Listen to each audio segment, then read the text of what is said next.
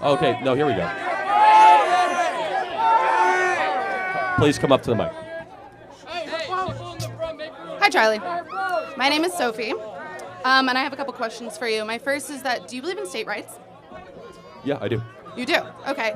Are you okay then with the possibility of having a nationwide abortion ban? I mean, there's zero chance of that happening, but of course, one day I would love to have that happen. Yeah, I mean, we can't get 30 Republican senators to agree that they're pro-life, and so it's fear-mongering by your preferred candidate to try to hold on to political power. So and by the way, you're okay with it, though, if it were to pass? If there were to be a national abortion ban, you would be okay with that? Okay, well, you know what? It's not what Charlie Kirk wants. If it were to pass, it means the people want it. Because the representatives reflect the will of the people. Or it could be enacted as an executive action. Well, no, it can't. First of all, you can reinstate the Comstock Law and have it apply to the Supreme Court has said that it's to the states, and that's where it holds right now. I think that's a really good place for it, considering the temperature of the country. Project 2025, which is Donald Trump's plan. Well, no, it's not, actually. So it's like, I'm not going to let you come up here and just lie. That's not true. It was done by an outside group. He had nothing to do with it. But the Heritage Foundation, which he took over 60% of his policies from in his first term, you're going to say he's completely separate from the Heritage Foundation? Also, yes, I will. The authors of Project 2025 were senior people in his first office. Well, hold on. Since we're talking about Project 2025, maybe you can help me explain this. Do you support Kamala Harris getting rid of the filibuster to restore Roe versus Wade? Yes. Okay. Yeah, I don't believe in the filibuster. You don't believe in the filibuster? I think it's anti-democratic. Okay. Do you think we should ban fracking? Yes, I do. Does your candidate? She's kind of iffy on that one. She was against it, or she was for banning fracking in her. Do you think she's telling the truth when she says she's for it? Well, for banning fracking? No, that she says she's for fracking. Is she telling the truth? I think that she's being pushed one way or the other because people, or she's working on winning an election. Oh, winning an election, so just tell the voters what they want, right. I think that if you want to win an election, you have to sometimes compromise on the things that you originally believed in. She realized that it was not a productive policy when she was running in 2020, and she didn't get the nomination, so she backstepped, and it's okay for people to change their opinions when they've learned more. What is her greatest accomplishment? She's had a record number of tie-breaking votes in the Senate of any vice president ever. What's the greatest legislative accomplishment you'd point to?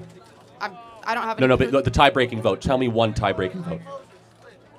Oh, I wish I had this on the top of my head, but I don't. I have another question for you. Do you believe in parents' rights? I'm curious about her achievements. Of course, parents can't abuse their kids, but I do believe in parents' rights, yes. But tell me this. Do you believe that it's okay to ban I'm asking you a critical race theory question. nationwide?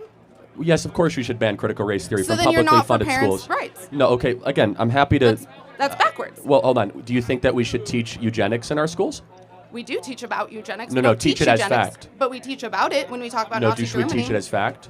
About eugenics. Yes. Explain your question more. So critical race theory is immoral and wrong and believes that certain races are not worthy of being treated as well. No, critical race theory is about defining structures and right. So tell me who was the original author of, since you know about it, who was the original critical race theorist in the 1990s? Name one.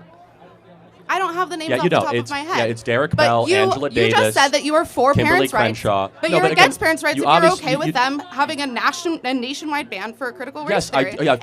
Hold on a second. I do not believe that we should be teaching children that white people are bad because of the color of their skin. I think that's repulsive and it's wrong. That is fine as a belief. No, that's what CRT is. That goes against your own belief in parents' rights. Do you believe in small government?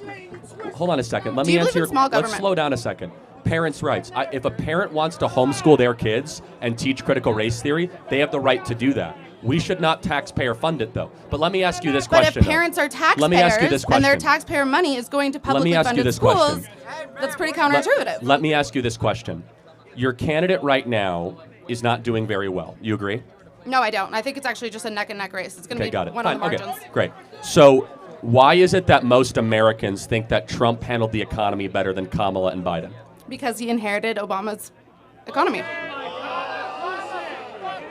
Because we went into a recession. We went into inflation at the end of his term. Joe Biden inherited inflation. Joe Biden inherited his tax policies. Joe Biden. Yeah, I'm sorry. I'm not going to teach an economics class right now. Do you believe in small government? Of course I do. How many of you guys in the audience are getting crushed by inflation right now? Raise your hand. All of us. Look at this. All of us. It's a global issue. Wait, you're being crushed by your own vice president. It's a global issue. Do you understand do people here understand what a vice president does? What has your vice president? What has Kamala done to secure the People border? understand what a vice president does. Well, wait, hold on a second. What does Joe Biden do? He's the president. Oh. So she has to do whatever he wants her to do. That's what a vice president does. I'm sorry, you still haven't answered my question. Do you believe in small government? Yes, you're doing a sequence of questions. Yes, I do. In what context, though? I believe the government should be small but strong. Small but strong. Explain Yes. that. Explain So that. small in its scope, strong in its enforcement. It should have morally clear terms of what it does. Yes. So you're okay with expanding the military as it is part of the government? No, actually. By the way, one of the reasons that we're here is because Kamala Harris is a warmonger who wants to send hundreds of billions of dollars to Ukraine while our own border remains wide open, and 320,000 kids are missing in sex trafficking because of your preferred candidate, Kamala Harris. Are you worried about those 320,000 missing kids? Of course I'm worried about children. However, I don't believe that the vice president is responsible for that. She's in charge of the border. She took credit for the border. She's the border czar. Joe Biden said this is who's in. She was said, I am in charge of the border. How has she done it doing that, by the way? Has she done a good job managing the border? I honestly disagree with all of the past administrations on their border policies personally. Okay, but do you think she's done a good job? No, I don't think anybody's done a good job. Do you want However, more? there was Okay. an incredible, very strict border bill that went into the Senate and was voted down because Donald Trump himself wanted it to be a voting issue. It's BS. And No, people. There's literally quotes. There's literally quotes of people saying it. So I don't want to spend too much time on this, but let me ask you: how many people would have been allowed to cross the border every day in the bill? Tell me. It's in the tens of thousands. 5,000 people a day. Yeah. It would. So that means. I'm not against that. Do you believe in borders? I do believe in borders, but I'm not against limiting by a random number. That's a random number.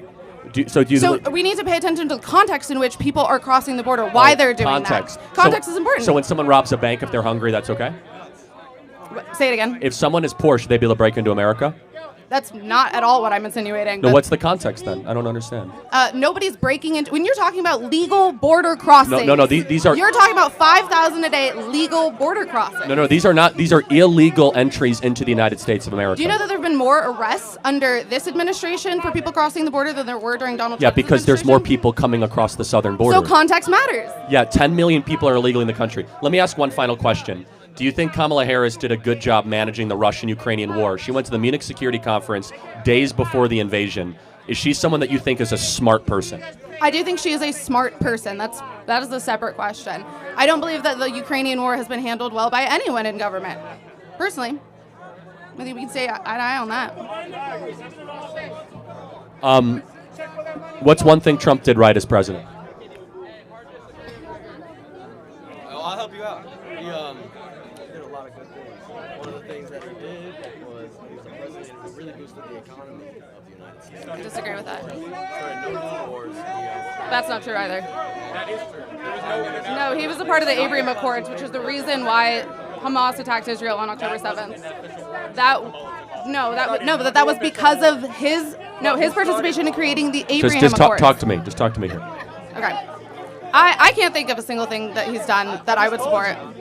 I disagree with it. What would you list as The only his thing favorite? that I can add there is you've said that what does a vice president do, right? Mm-hmm. That she has to do whatever the president wants her to do. But when she was asked just a week ago, she was given the opportunity to maybe point out some differences.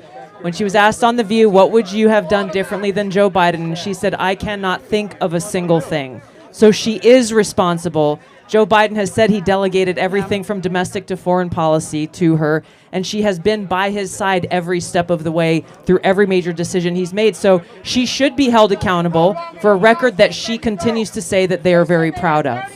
I disagree with this held accountable stance, but I actually agree that I thought that was a very poor answer. I thought that she had an opportunity there to bring in some of the voters who, are maybe on the fence about her because of Joe Biden's policies and because of the idea this would be a continuation of Biden administration. I really didn't appreciate that opinion. And I also don't think that she's a perfect candidate. She's my preferred candidate, but I don't believe she's a perfect candidate. And so I'm fully with you with that. That was last question. Does not a it good bother response. you that there was no primary?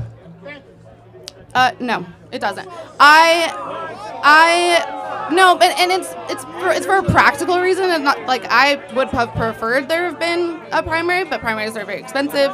I would have preferred. I'm not saying that I wouldn't have liked it. I'm just saying that I'm not making a huge issue about it. So explain to me how the party of democracy can have a candidate that no one voted for.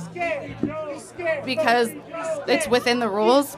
It's literally it's within the rules. Like we can change the rules No, later if we of course want. it's within the rules, but like no one voted for her. So how's that democracy? I mean, they did vote for her for vice president. Not in the Democrat primary. Joe Biden runs alone in a primary. There's no VP on the Listen, ticket. I'm also not in support of the two-party system. I think the parties themselves have become extremely polarized. I think it's created a polarized community, and I think that the two-party system should be taken down. So, They should have less power. I actually believe in getting rid of primaries altogether. You seem like a smart person. No, what's your name? What's your name? I'm sorry. Sophie. Sophie, you're bright. Thank you. You're not making a good political decision here. But let me just tell you this. It's your opinion. You will Your look opinion. back and say, wow, Kamala Harris is a corporate shill who actually does support not just the two-party system, she supports a one-party system. She does. Let me finish, and then we'll just call it even. That she does not believe in freedom of speech. She censors her Neither opponents. does Donald Trump. Neither does Donald Trump. Yeah, Donald Trump. How could you say that? Who is it? Donald Trump ever shut up? Wait, I'm sorry. You think that Donald Trump supports freedom of speech? Of course he does. He's extremely pro-Israel, and there are 38 states right now that have anti-BDS laws. That is a violation of freedom of speech, and if he were to take office, I'm sure that he would continue those. Also, the internet, I'm sorry, is not a utility. The only way for freedom of speech to be impeded, is if the government does something. But they said that those are private corporations. Do you believe that private corporations should be able to make decisions about what they do? It's a lot more nuanced than that. Is it? Yeah. So, for example, should United Airlines be able to kick us off because we're Republicans now? Well, what do you think? Because there's only 3 carriers, and so it's more nuanced than that. For example, should AT&T should be able to drop your calls if you say you're supporting Kamala if it's owned by a Republican? Answer the question. If AT&T finds out that corporations should have the freedom to make any executive decisions that they want. When it gets to scale and it's a monopoly, it becomes more great. nuanced So than that. we agree on breaking up monopolies then. Yes, we do. I know, but that's why it's more nuanced. So, Yeah. all right, we'll see who wins. Thank you so much.